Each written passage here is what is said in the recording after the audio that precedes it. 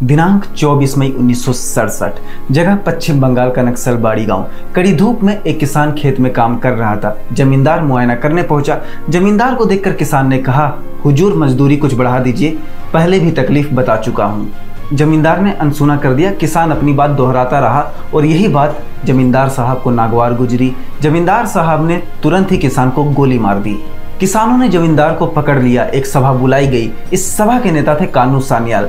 कानू सान्याल ने जमींदार से कहा कि हम तुम्हें जुर्म कबूल करने का एक मौका देते हैं, लेकिन जमींदार नगेन चौधरी ने अपना जुर्म कबूल करने से इनकार कर दिया। तभी भीड़ से एक 6.5 फीट का व्यक्ति जंगल संथाल खड़ा हुआ और एक ही झटके में जमींदार नगेन चौधरी का सर धड़ से अलग कर दिया। यहीं से नक्सलवाद की पहली चिंगारी फूटी और इस गांव का नाम था नक्सलबाड़ी, इसलिए इस आंदोलन को नाम दिया गया नक्सलवाद।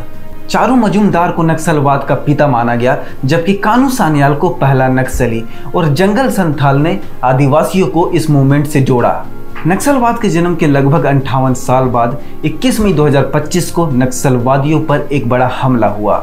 सुरक्षा बलों ने 27 नक्सली मार गिराए, जिसमें 1.5 करोड़ का इनामी नंबाला केशव राव उर्फ बासव राजू भी शामिल था। ऐसा बताया जाता है कि पिछले 3 दशक में जितने भी बड़े नक्सली हमले हुए हैं, इन सभी नक्सली हमलों के पीछे मुख्य किरदार बासव राजू ही था। गृह मंत्री अमित शाह ने सोशल मीडिया प्लेटफॉर्म एक्स पर लिखा, 3 दशकों में पहली बार हमने एक महासचिव स्तर के नेता को मारा है। मोदी सरकार 31 मार्च 2026 से पहले नक्सलवाद को खत्म कर देगी। ये नक्सलवाद क्या है और यह आंदोलन क्यों शुरू हुआ, इनका उद्देश्य क्या है और क्या 31 मार्च 2026 तक नक्सलवाद भारत से पूरी तरीके से साफ हो जाएगा? इन सभी सवालों के जवाब जानेंगे आज के इस व्यम विशेष एपिसोड में।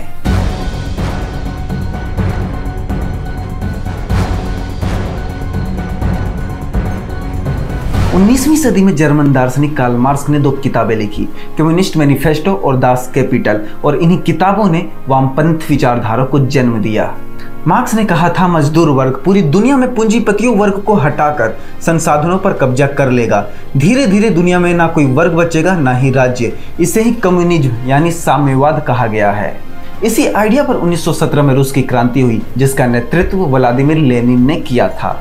व्लादिमीर ने रूसी राजा निकोलस द्वितीय को हटाकर देश पर कंट्रोल कर लिया। इसी पैटर्न पर माओ त्से तुंग ने किसानों के साथ मिलकर जमींदारों के खिलाफ विद्रोह कर दिया। 1949 में माओ त्से तुंग ने चीन की सत्ता हासिल कर ली। 20वीं सदी में क्यूबा और कई देशों ने भी मौजूदा शासन को उखाड़ फेंका और संसाधनों पर कब्जा कर लिया। दुनिया में कम्युनिज्म फैलने लगा। भारत में भी कुछ लोग बंदूक के सहारे सत्ता पर कब्जा करने की कोशिश काफी समय से कर रहे हैं, लेकिन अभी तक उन्हें असफलता ही हाथ लगी है। हालांकि इस संघर्ष में कई मासूम लोगों की जानें भी गई हैं। भारत में माओवाद के जनक चारू मजूमदार का जन्म पश्चिम बंगाल के एक जमींदार परिवार में हुआ था। हालांकि जमींदार परिवार में जन्म लेने के बावजूद भी चारू मजूमदार जमींदारों से नफरत करते थे। 1939 में चारू मजूमदार ने CPI communist party of India join कर ली और देश को जमींदारों से आजाद कराने की ठानी। किसान मजदूर के हकों के लिए वो जमींदारों के खिलाफ सक्रिय हो गए।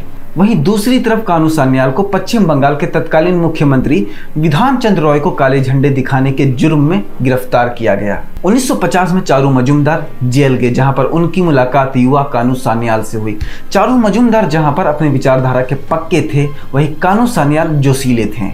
1967 में किसान आंदोलन पूरे राज्य में फैलने लगा और नगेन चौधरी हत्याकांड के बाद तो इसकी एक लहर उठ चुकी थी। जमींदारों ने बटाईदार किसान को बेदखल करना शुरू कर दिया। अब इसके बाद कानू सान्याल और चारू मजूमदार ने किसानों के साथ अपना संगठन बनाकर हथियार उठाकर जमींदारों पर हमला करना शुरू कर दिया। चारू मजूमदार और कानू सान्याल चीनी कम्युनिस्ट नेता माओ त्से तुंग को अपना आदर्श मानते थे, इसलिए नक्सलवाद को माओवाद भी कहा जाता है। वरिष्ठ पत्रकार बप्पादित्य पॉल ने अपनी किताब पहला नक्सली कानू सान्याल की जीवनी में लिखा है, 1968 में चारू ने एक नारा गढ़ा था, चाइनेर चेयरमैन आमादेर चेयरमैन, यानी चीन के प्रेसिडेंट भी हमारे प्रेसिडेंट है। सितंबर 1968 में चारू के कुछ साथी खोखेन मजूमदार, खुदन मलिक और दीपक विश्वास माओ से मिलने चीन गए थे।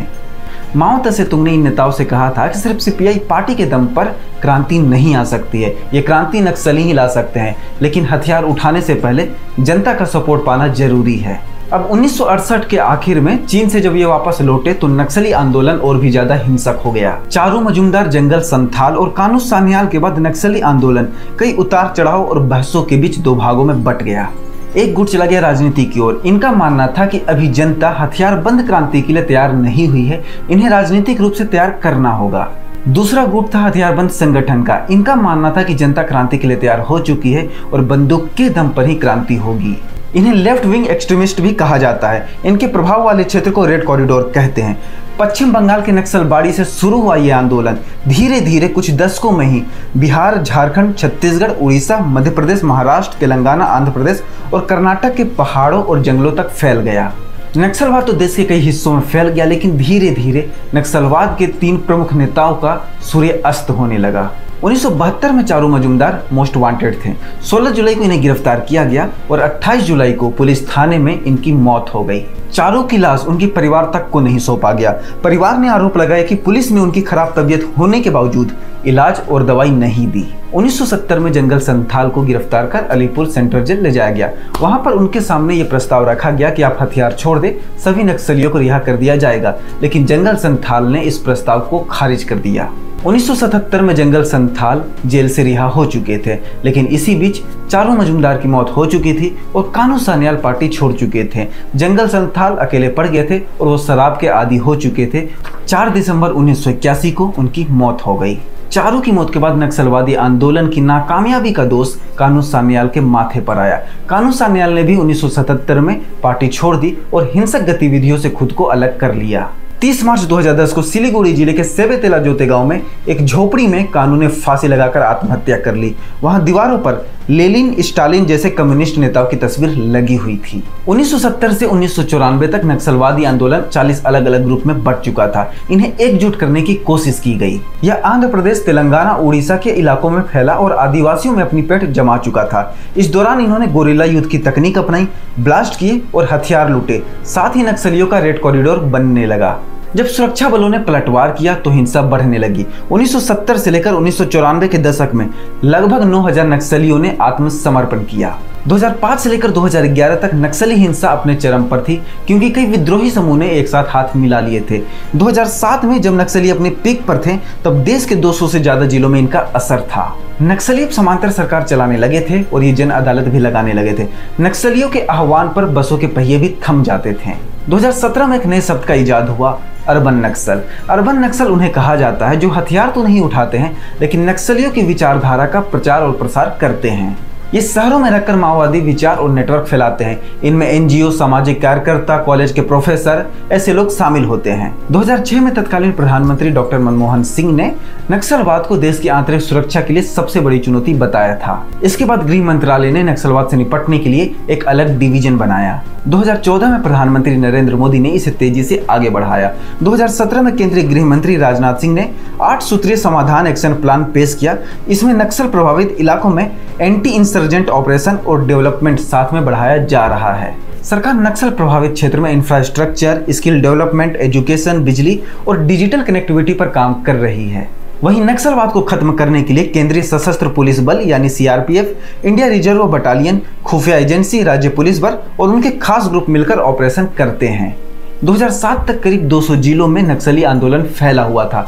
अब इनकी संख्या काफी कम हो चुकी है। 28 मई 2025 को मिली खबर के अनुसार भारत सरकार ने बस्तर को नक्सल मुक्त जिला घोषित कर दिया है। तो 21 मई 2025 को पहली बार नक्सली के महासचिव स्तर का नेता मारा गया है और नक्सलवाद अब अपनी अंतिम सांसें गिन रहा है। अब देखना यह है कि गृह मंत्री अमित शाह 31 मार्च 2026 तक नक्सलवाद को खत्म करने के अपने टारगेट को पूरा कर पाते हैं या फिर नक्सलवाद एक नई ताकत के साथ फिर से उभरता है। नक्सलवाद के इस आंदोलन में काफी खून बह चुका है। अब बस्तर हो या देश का कोई भी हिस्सा हो, अब वो नक्सलवाद से आजादी चाहता है, वो शांति से अपना जीवन जीना चाहता है। तो आज का व्यम विशेष एपिसोड आपको कैसा लगा? अपनी राय हमें कमेंट बॉक्स में जरूर बताइएगा। देश दुनिया की तमाम बड़ी खबरों के लिए व्यम भारत के यूट्यूब चैनल को सब्सक्राइब कर लीजिए।